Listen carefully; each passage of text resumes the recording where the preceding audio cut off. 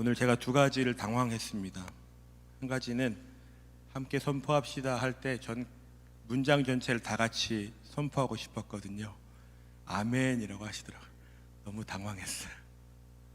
또 하나는 스티커 예배 끝나고 띄자고 했는데 쫙쫙 소리가 나요. 예배 끝나고 잘 떼주십시오. 감사합니다. 이 세상에서 가장 영향력 있는 죽음이 있다면 저는 단언컨대 그것은 예수님의 죽으심이었다고 생각합니다. 예수님의 죽으심과 그 이후의 부활에 대한 이야기는 세상에 큰 충격을 안겨준 사건이었습니다. 오늘 우리에게도 그렇지만 당시에는 더 큰 충격이었습니다.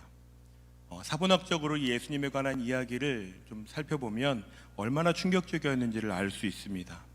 예수님 당시 로마 황제 티베리우스라는 사람의 이 연대기를 기록하는 데까지 걸린 시간이 약 80년 정도였다고 합니다. 화면 한번 보여주실까요?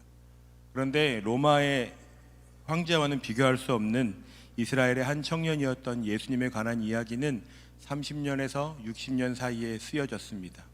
이것이 기간이 짧다는 것은 그만큼 그 기록이 역사적 신뢰성을 가지고 있다는 것으로 저희가 이해할 수 있습니다. 사도 바울이 예수님에 관해 쓴 내용은 그것보다도 훨씬 더 짧은 약 18년에서 35년 사이에 기록되었다고 봅니다. 그만큼 예수님의 죽으심과 부활은 당시에 많은 사람들에게 충격적인 사건이었습니다. 황제의 이야기보다 훨씬 더 충격적이라는 것은 얼마나 대단한 일인 줄 알 수 있겠죠.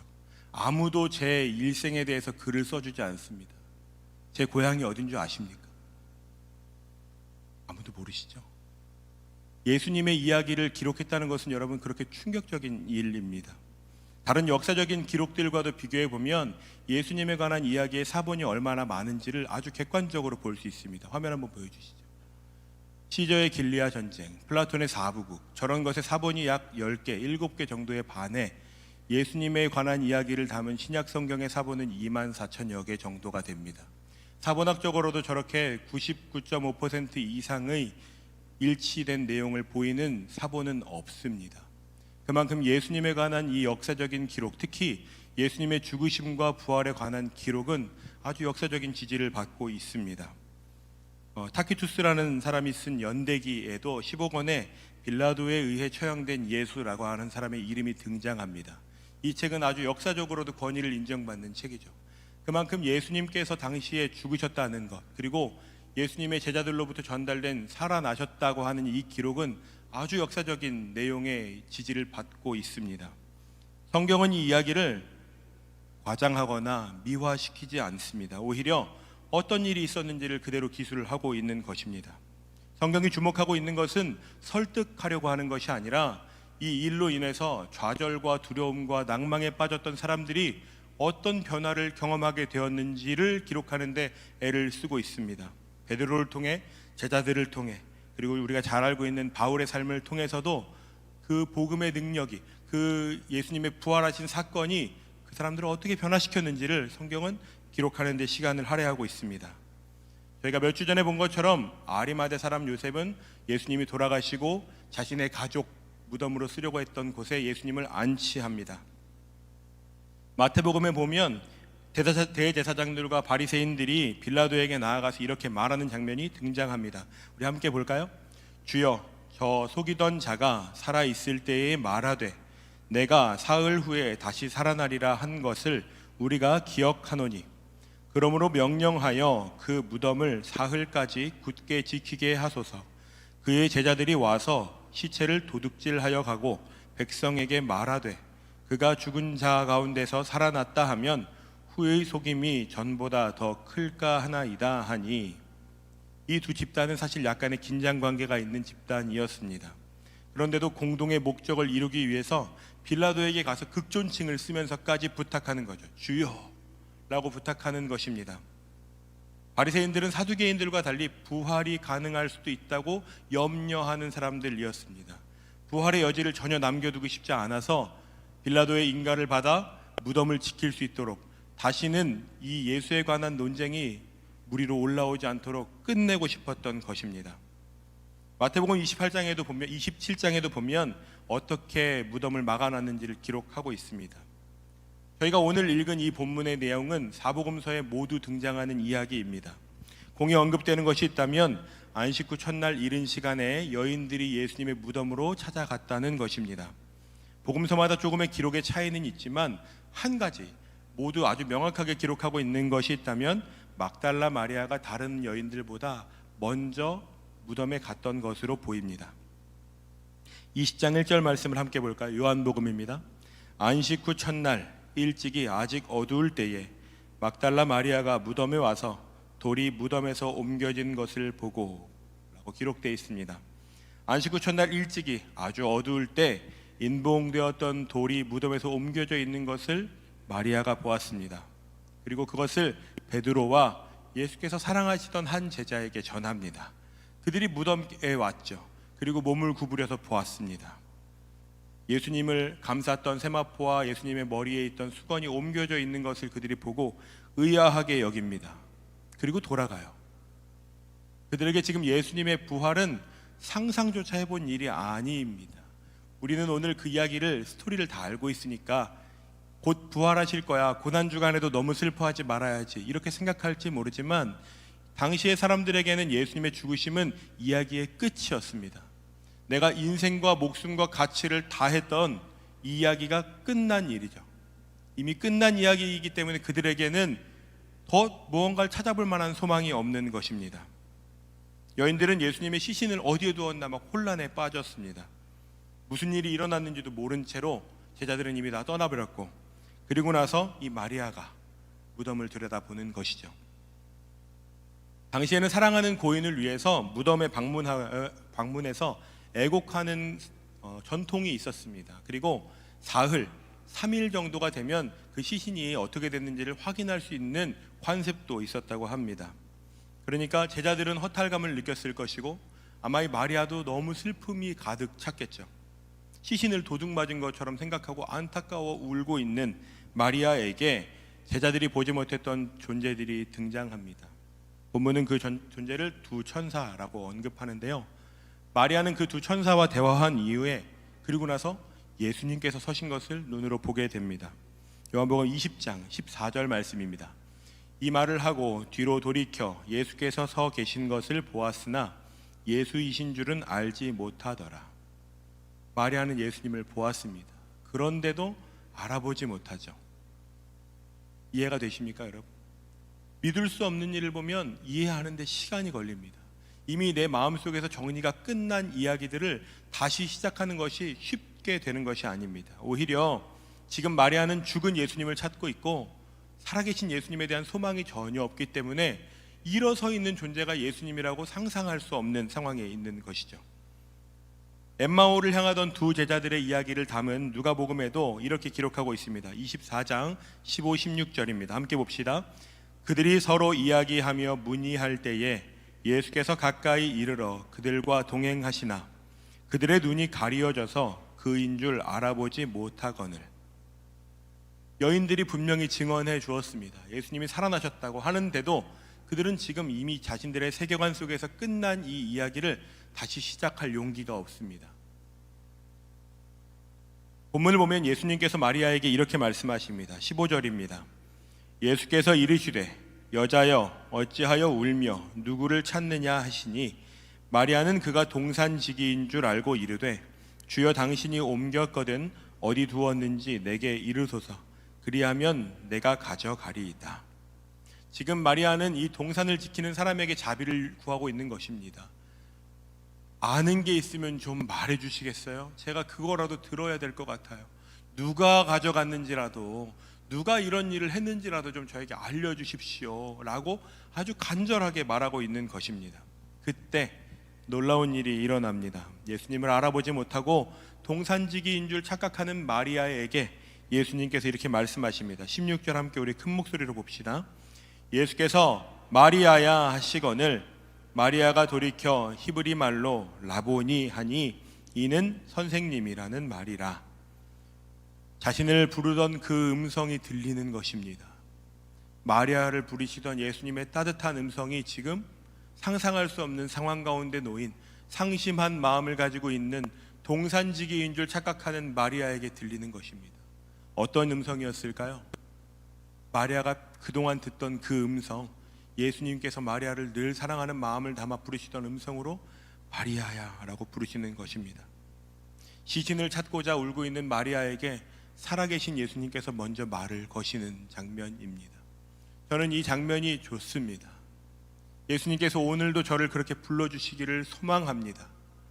저와 예수님 사이에 부르던 애칭이 있었다면 얼마나 좋을까. 여러분, 그런 사모하는 마음을 꿈꾸십시오. 여러분의 이름을 부르시는 주님께서 찾아가실 것입니다. 예수님께서 부르실 때 마리아가 이렇게 대답하고 있습니다. 라보니라고 부르는 것입니다. 이 말은 아마 마리아가 습관적으로 자신도 모르게 하던 말이었을 겁니다. 이전에 본인이 예수님께 고백하던 말, 라보니라는 말. 이 말은 선생님이여 라고 말하는 어떤 것보다 훨씬 더 감정을 담은, 경외하는 마음을 담은 조금 더 개인적인 표현입니다. 제가 여러분들에게는 목사님이라고 불리지만 제가 교회 학교에 같이 사역하는 전도사님이 있거든요. 그 전도사님은 저를 보면 친구거든요. 저의 별명을 부릅니다. 그 애칭이 있다는 건 특별한 관계가 있다는 것이죠. 지금 마리아와 예수님과의 사이에는 그 애칭이 있는 것이죠. 라보니라고 외치고 있습니다. 그리고 본인도 모르게 예수님을 만지려고 했던 것 같아요. 예수님께서 이렇게 말씀하십니다. 17절입니다. 예수께서 이르시되 나를 붙들지 말라. 내가 아직 아버지께로 올라가지 아니하였노라. 너는 내 형제들에게 가서 이르되 내가 내 아버지 곧 너희 아버지 내 하나님 곧 너희 하나님께로 올라간다 하라 하시니, 내 아버지 곧 너희 아버지 내 하나님 곧 너희 하나님께 내가 올라간다라고 전하라고 말씀하시는 것이죠. 마리아의 인생에 변화가 생겼습니다. 눈물을 흘리던 마리아에게 사명이 생겼습니다. 예수님께서 부활하셨다, 예수님께서 아버지께로 곧 가신다고 하신다는 것을 듣게 된 것입니다.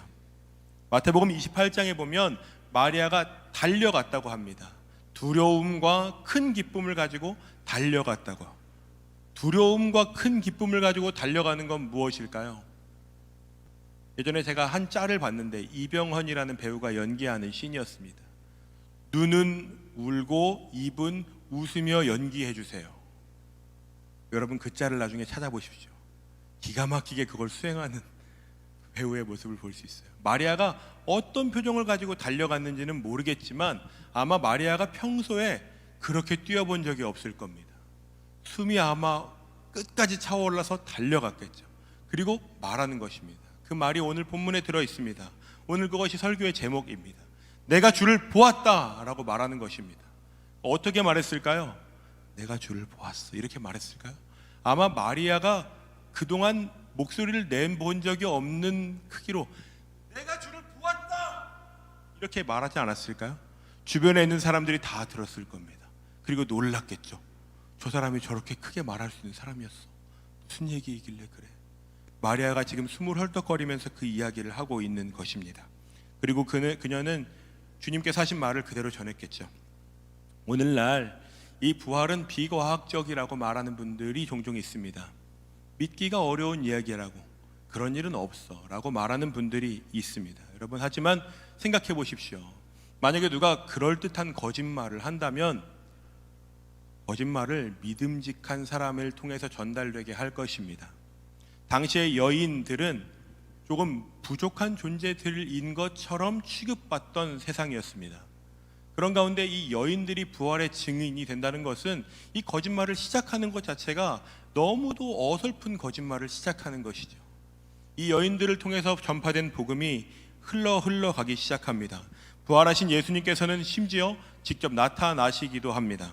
예루살렘에서는 막달라 마리아에게, 베드로에게, 길에 서 있던 두 제자들에게, 갈릴리 지역에서도 산에서 11 제자들에게, 디베라 바다에서 7 제자들에게 예수님께서 직접 나타나십니다.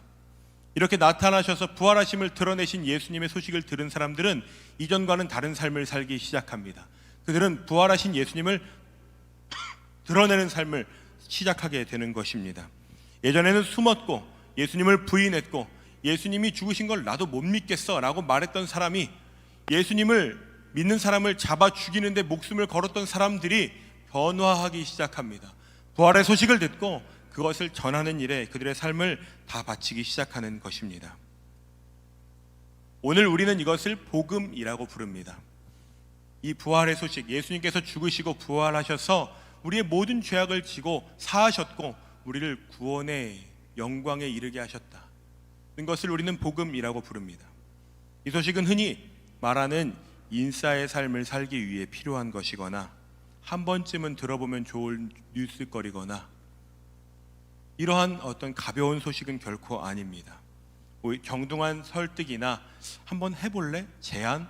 이런 것도 여러분 결코 아닙니다. 예수님께서는 직접 부활하신 몸으로 드러나셨고 유대인들을 두려워하는 제자들, 오늘 본문 다 읽진 않았지만 뒤편에 나오거든요. 그들에게도 직접 찾아가셔서 그 공간의 중앙에서 본인을 드러내시기까지 하십니다. 기억나십니까 여러분? 베드로는 예수님을 부인했던 사람입니다. 도마는 모든 제자들이 함께 모여 부활하신 예수님 만날 때 그 자리에 없던 사람입니다. 나는 보아야 믿겠어 라고 했던 사람이죠. 예수님께서 그 도마에게 찾아가십니다. 바울은 목숨을 다해서 이 신성모독하는 이들, 예수라고 하는 사람들 따르는 모든 자들을 끝까지 진멸하기로 목숨을 건 사람이었습니다. 예수님께서는 그에게도 찾아가셨습니다. 그리고 그들은 완전히 다른 삶을 살게 되죠. 초기에 그리스도인들은 이것을 목숨을 다해서 전했습니다. 왜냐하면 이것은 자신들만 알고 있기에는 모든 사람들의 인생을 변화시킬 수 있는 놀라운 소식이었기 때문이고, 또 하나는 이것이 내가 직접 경험한 소식이기 때문입니다.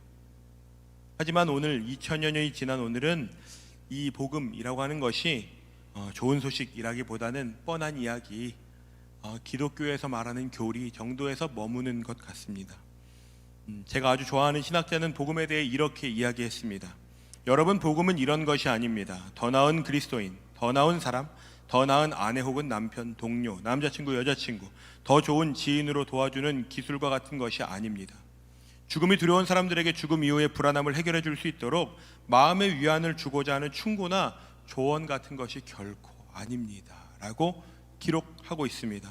그런데 우리는 저 정도로 복음을 생각하는 경향이 있죠. 나는 믿는데 언제 한번 믿게 해볼까? 고민스러운 주제이신 분들 많으시죠. 지옥에 갈 수밖에 없던 우리를 구원해 주셨구나, 우린 조금 더 나은 사람이 될 수 있겠네, 하나님의 나라에 갈 수 있을까? 정도가 우리에게는 복음의 끝이라고 생각하는 분들 혹시 계십니까? 오늘 제가 좋은 소식이 무엇인지를 짧게 설명드리려고 합니다. 좋은 소식은 이런 것입니다. 어떤 일이 일어났고 그 일은 어떤 변화를 일으키게 되는데 그 변화가 얼마나 많은 사람들에게까지 영향을 끼치는지가 좋은 소식의 좋은이라고 하는 가치를 결정합니다. 예를 좀 들어볼까요? 소금빵 좋아하는 분 계십니까? 용감하게 손 한번 들어보시죠. 난 소금빵이 좋아. 아무도 없으신가요? 네, 소금빵. 할렐루야. 소금빵 좋아하시는 분 계십니까? 네, 손 한번 흔들어 보시죠. 부끄러운 일도 아니잖아요. 네. 제 아내가 연남동에 진짜 맛있는 소금빵 집이 생겼다고 저에게 얘기해 줬습니다. 설레더라고요. 오늘 손 이렇게 드신 분들 설레시죠? 안 드신 분들에게는 전혀 궁금한 소식이 아니죠. 무슨 말인지 이해가 되십니까? 누군가에겐 이것이 설레는 소식일 수 있지만 누군가에게는 전혀 관심 없는 소식일 수도 있습니다. 거리두기가 폐지된다고 합니다. 설레더라고요. 중국 사람들에게도 설렐까요? 별로 관심 없을걸요? 세계 5위, 국내 최장 6.9km의 해저 터널이 작년 12월에 개통된 거 아시는 분 계십니까? 어디에 있는 거야? 그런 것이 좋은 소식이라고 할 수는 없는 것이죠. 좋은 소식은 그래서 얼마나 놀라운 변화가 얼마나 많은 사람들에게 영향을 끼치는가에 그 능력이 있는 것입니다. 복음은 왜 좋은 소식일까요? 이 복음이라고 하는 단어는 유앙겔리온이라는 단어를 쓰는데 로마 시대 때 사용하던 단어입니다. 이럴 때 쓰는 거예요. 왕이 바뀔 때 아니면 황제의 자녀가 태어났을 때 사람들은 외치는 겁니다. 복음이다!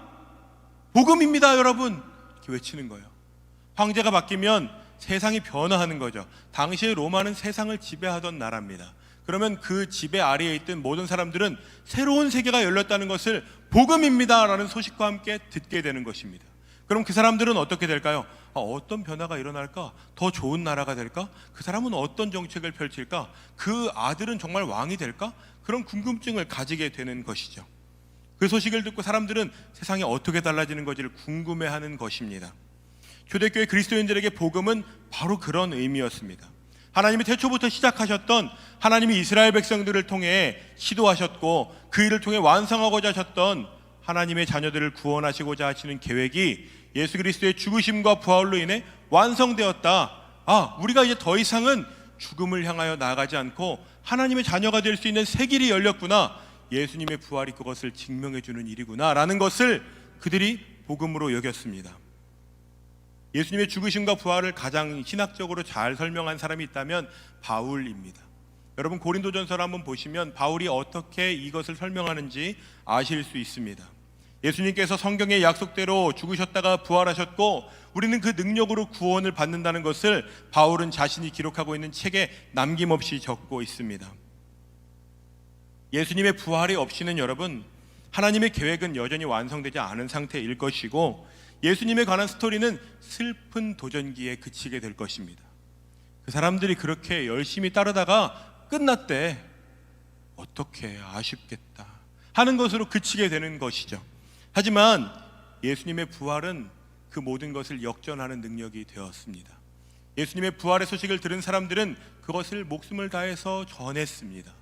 설득하려고 하지 않고 선포했습니다. 마치 태초에 하나님이 천지를 창조하셨다라고 하는 문장이 완성형 종료 문장인 것처럼 예수님께서 부활하신 사건 역시 그러한 권위를 가진 문장이라는 것을 믿으며 선포한 것입니다.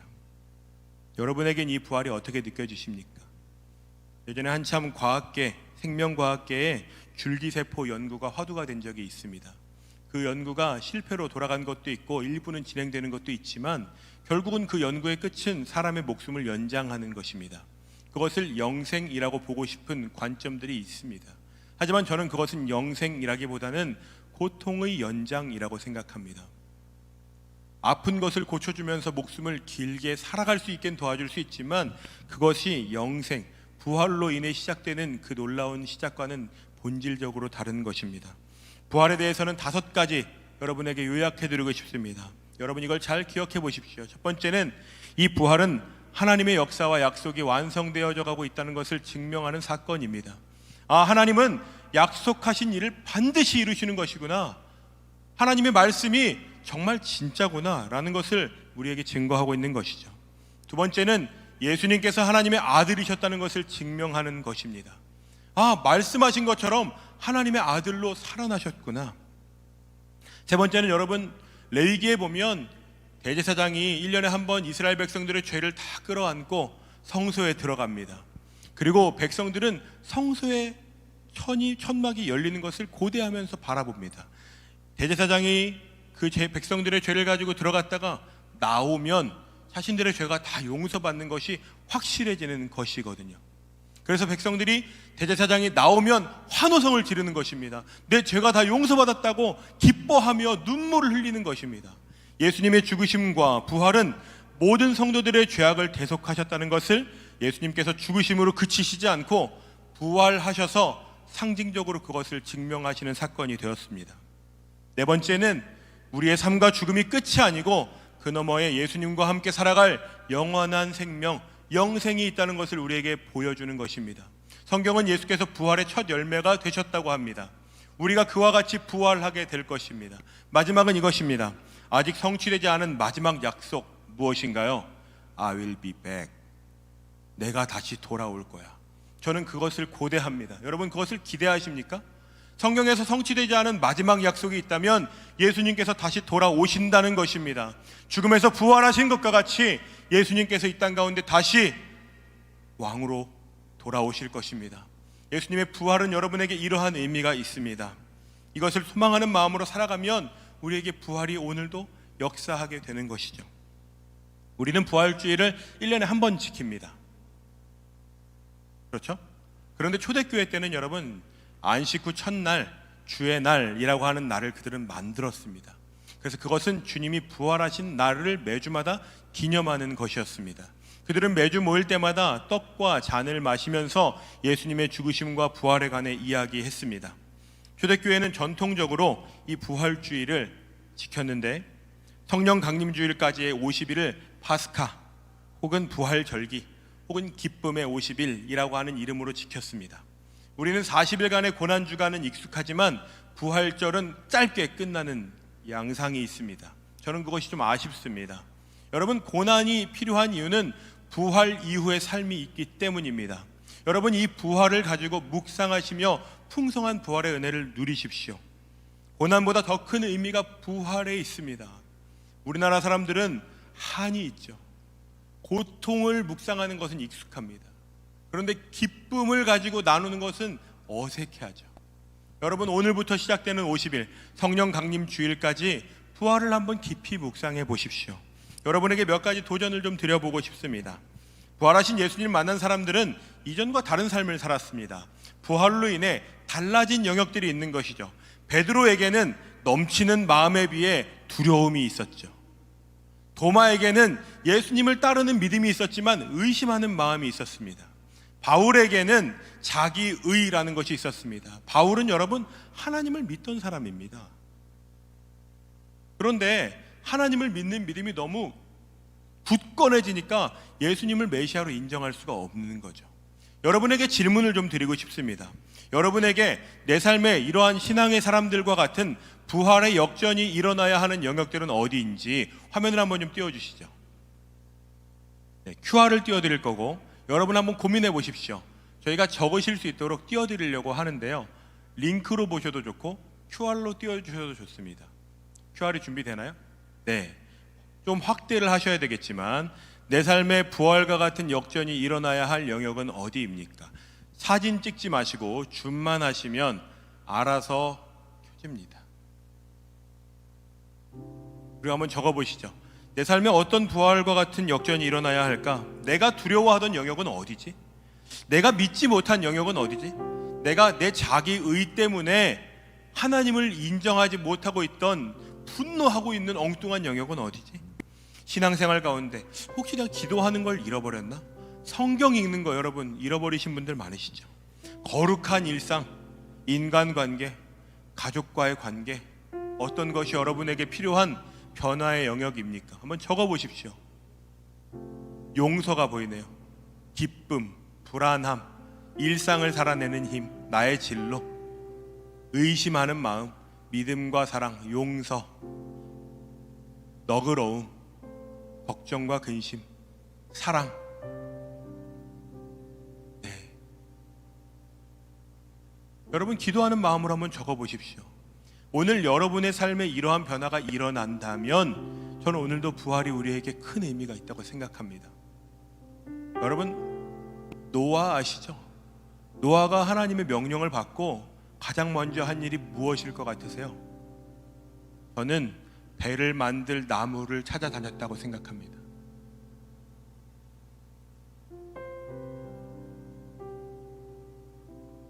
그 사람이 배를 만들 거리가 지금 있을까요? 없죠. 근데 그걸 찾아다니는 거예요. 그걸 살펴보는 거죠. 내 삶의 변화가 일어나야 할 영역들을 여러분 바라보십시오. 저희가 이걸 캡처해서 저희 인스타그램에도 올려드리겠습니다. 여러분 보시며 우리 삶의 부활과 같은 역전이 일어나야 할 영역들 분명히 있습니다. 여러분 나는 없는 것 같은데 분명히 있습니다.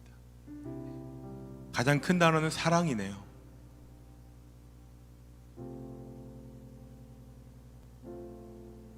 여러분 습관처럼 넘어지던 상황에서 순간의 결단과 아주 작은 승리를 경험할 수 있다면 그것이 여러분 오늘 여러분에게 부활의 의미가 될 것입니다. 내가 날마다 분노하던 순간, 내가 날마다 입술로 죄짓던 상황, 내가 정말 미워하는 그 사람, 이해할 수 없는 누군가, 그게 부모님일 수도 있죠. 그게 동생들일 수도 있죠. 언니, 오빠, 형, 누나일 수도 있습니다. 그런 사람들과의 관계, 내 믿음의 영역 가운데 여러분 성경 사랑하십니까? 부활하신 예수님에 관한 이야기가 담겨 있는데 관심이 없다는 것이 우리의 문제죠. 여러분 이런 것들이 변화의 영역이 될 것입니다. 그렇다면 여러분에게 이 놀라운 부활이 여러분의 것이 될 것이라고 저는 믿습니다. 한 가지 더 도전 드리고 싶습니다. 여러분, 이 부활 사건이 여러분의 삶을 통하여 증거되고 나타나는 일을 꿈꾸십시오. 한 여인이 들은 사건이 놀랍게 퍼져나가는 것을 오늘 우리가 듣고 있습니다. 예수님을 만난 사람들이 삶을 다하여 외쳤던 일들이 우리에게까지 전해졌습니다. 예수님께서 부활하신 뒤에 엉뚱하게도 사람들을 찾아가셔서 뭐라고 했는 줄 아세요? 안녕 이렇게 하시지 않았습니다. 평안하냐. 예수님을 만난 사람들의 특징이 하나 있다면 평안함입니다. 여러분, 혹시 마음의 전쟁을 겪고 계신 분들 계시면 평안함을 사모하십시오. 부활의 주님이 여러분의 삶 가운데 찾아가실 것입니다. 바울을 찾아가셨듯이, 도마를 찾아가셨듯이 찾아가셔서 여러분에게 평안을 선물해 주실 때, 여러분 그 평안을 가지고 오늘 여러분이 알고 있는 분들 중에 눈물, 슬픔, 괴로움, 고통, 외로움을 당한 분들에게 다가가 주십시오. 그들에게 평안을 선물로 주십시오. 해줄 수 있는 것이 없다면 손을 잡아주고 어깨를 토닥여주고 작은 쪽지라도 하나 써줘보고, 내가 정 너무 할 일이 없어 그러면 기도라도 한번 해주십시오. 내가 표현하기는 어색하면 기도라도. 여러분, 그 가운데 하나님께서 부활의 능력을 여러분을 통하여 흘려내실 것입니다. 여러분에게 팔찌를 나눠드렸습니다. 한번 이렇게 해보실까요? 팔찌, 보라색, 빨강색, 검정색은요 전통적으로 예수님의 고난과 사순절을 의미합니다.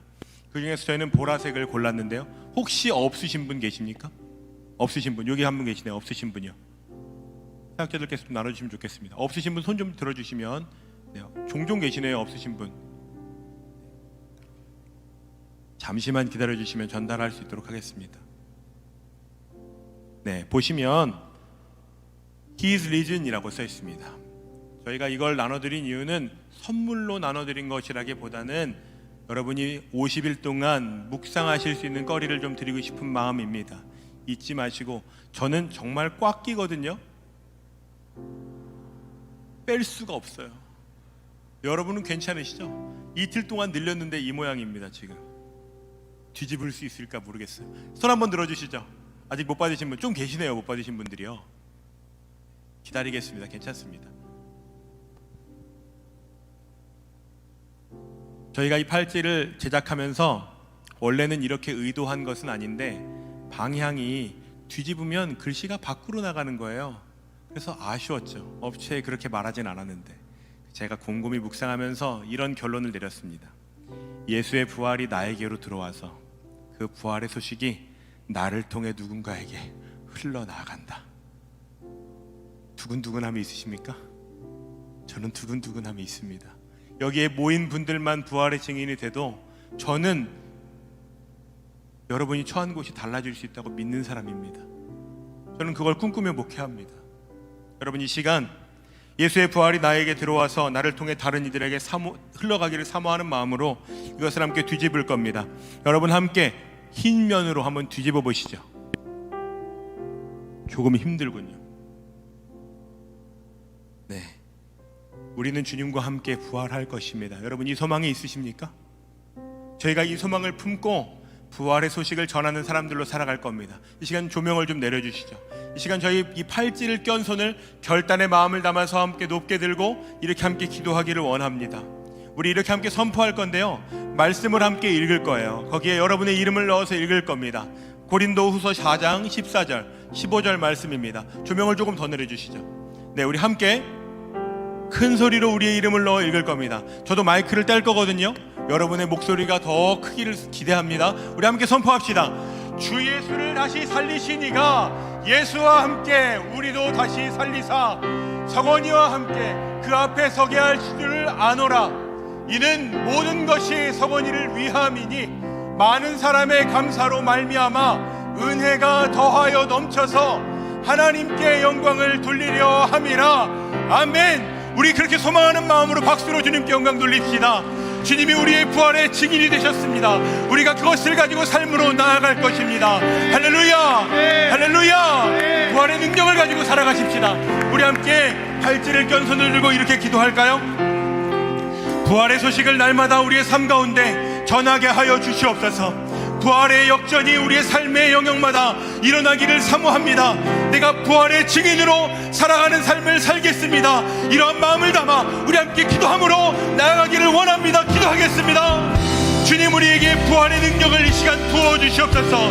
우리의 삶을 다하여 부활의 증인되어 살아가기를 결단하는 우리 모두의 결단 앞에 주여 함께하여 주셔서 하나님, 우리를 도와여 부활의 능력과 권세가 드러나게 하시고 부활의 놀라운 역사가 우리 안에 진행되어와 나의 삶을 통하여 내가 만나는 모든 삶의 영역으로 번져나가며 이것은 충만하게 드러날 수 있도록 하나님 역사하여 주시옵소서.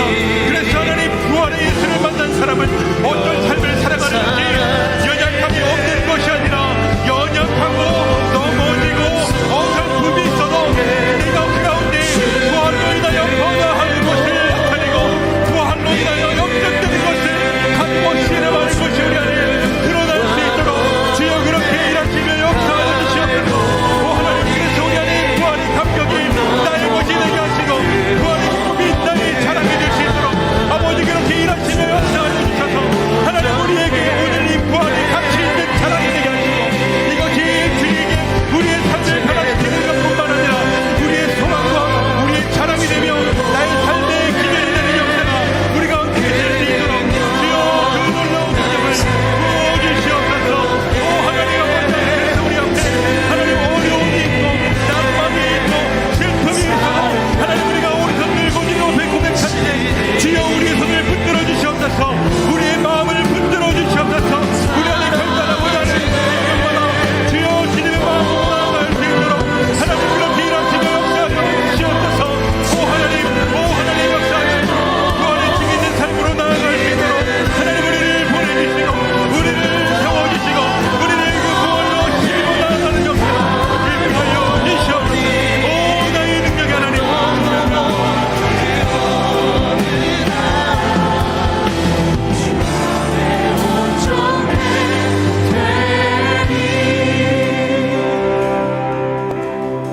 사회적 거리가 끝났다고 해서 우리의 마음이 한순간에 바뀌지 않습니다, 여러분. 그런데 여러분, 오늘 이렇게 결단할 수 있는 날 우리의 마음을 새롭게 하는 것이 저는 필요하다고 믿습니다.